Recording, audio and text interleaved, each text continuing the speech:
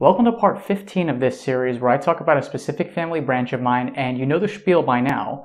We're going to be talking about the counterpart to the last one of these I did. So the last one I talked about my great-grandmother, Esther Liebesman, and how her mother was Dressel Liebesman, and the family all took on the mother's last name. Her father had a different last name. It was a Leichtling. And that's who we're going to be talking about today. I'm Yonah Paley, and I believe genealogy is fun. A whole bunch of my ancestors lived in the historical region of Galicia, in cities that are in modern-day Ukraine, and my Leichtling family is no exception.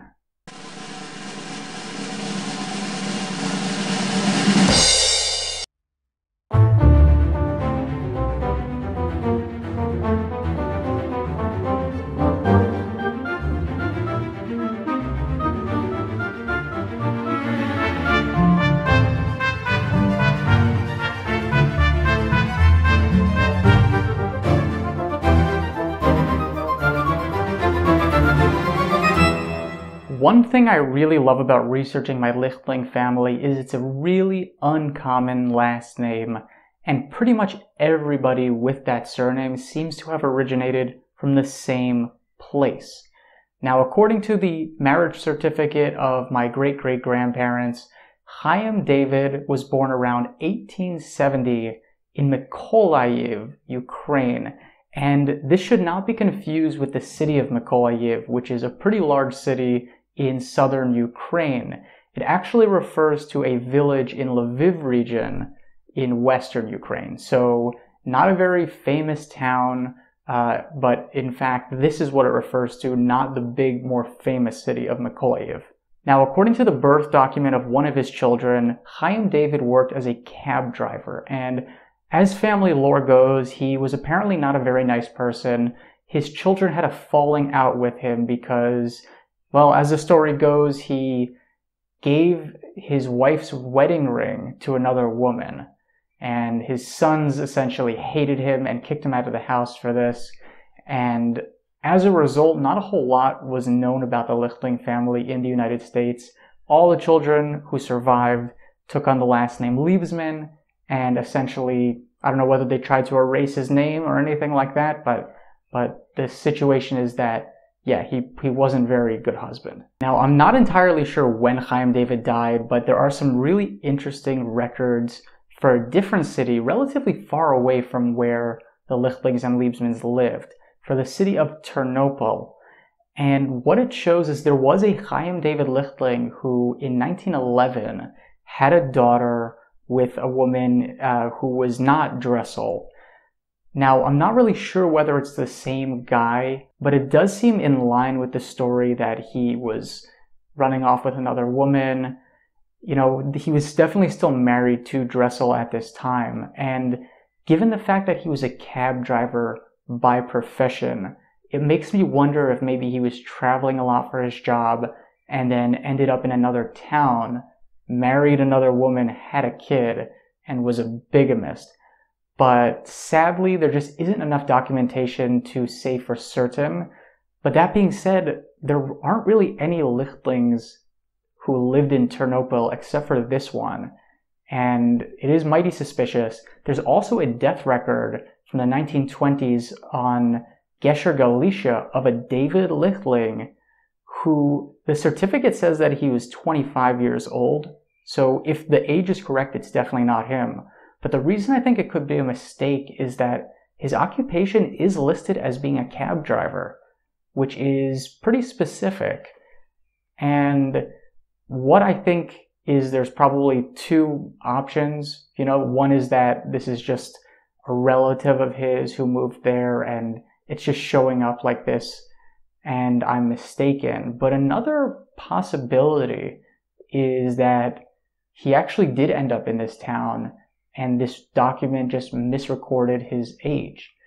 Unfortunately, the record doesn't even say his parents' names, so all it is a David Leichtling who was a cart driver who died in 1929, and that's all I know about him, and it's possible that, you know, he's related or he's the guy. Now, according to his marriage document, his parents were named Hirsch Leichtling and Sipra Messer. Hirsch actually had another son before he married Sipra with a different woman named Malka Hirschtal. And some of the descendants of this child actually moved to the United States. Actually, the son also moved to the US, along with all of his kids, and I'm in contact with them. And it was a really, really cool discovery that I only figured out because my great aunt had memories of meeting some of them, their kids, when she was a kid. So that was really, really helpful to find out. There was also another daughter that Hirsch and Sipra had, who married a guy by the last name of Freeman. But unfortunately, it's not really clear what exactly happened to her or the family. Now, Hirsch's death certificate also exists, and what it says is that he died in Mikolajow, which is the city we know that Chaim David was born in. But what it says on the 1895 document is that Hirsch was born in Rohatyn, which is another town in Ukraine, and as we're about to find out, Rohatyn is the city where the Leichtlings are from. Almost all the documents for this family are in Rohatyn, and the record also says that his parents were named Wolf and Hannah Rachel. Now, using these names, I was able to figure out that Hirsch had a bunch of siblings, at least 5 siblings, who all were from Rohatyn, born in the 1820s and 1830s. And some of these I figured out because Galician records, often on the birth documents, say the mother's parents' names. Not the father's parents, unfortunately, but if someone had a kid and the mother had the last name Leichtling, it would say, you know, this woman Leichtling, daughter of Wolf and Hannah Rachel. So that's how I was able to figure out some of the children of Wolf and Hannah Rachel. And another way I was able to figure it out was using good old-fashioned Jewish naming patterns. So a lot of them named their firstborn son and their firstborn daughter Abraham Wolf and Hannah Rachel.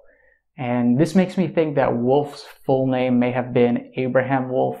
I'm not entirely clear on that one, but the name Wolf and Hannah Rachel really, really pops up quite a bit. And as we know, those were my great-great-great-great-grandparents. Now, a good number of the descendants of Wolf and Hannah Rachel have shown up as DNA matches, and this is actually a family branch of mine that's been really, really, shall I say, confusing when it comes to DNA, because there have been a lot of matches as well of other Leichtling branches that I just haven't been able to tie into my family.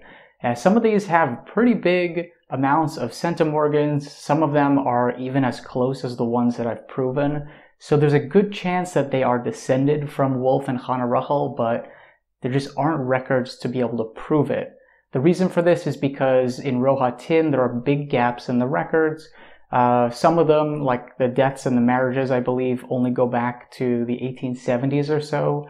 Some of the births go back to the 1850s, but really, given how far back Wolf lived, it's going to be really difficult to prove these relations if not for having some older records, or at least, you know, some census or something that shows up. I am very confident, given the fact that I've built out a pretty organized list of all the different branches, and the fact that this is a small and geographically isolated family, that if more records come out, then I will be able to pretty easily piece this family together. But for now, that's where I stand with my Leichtling family.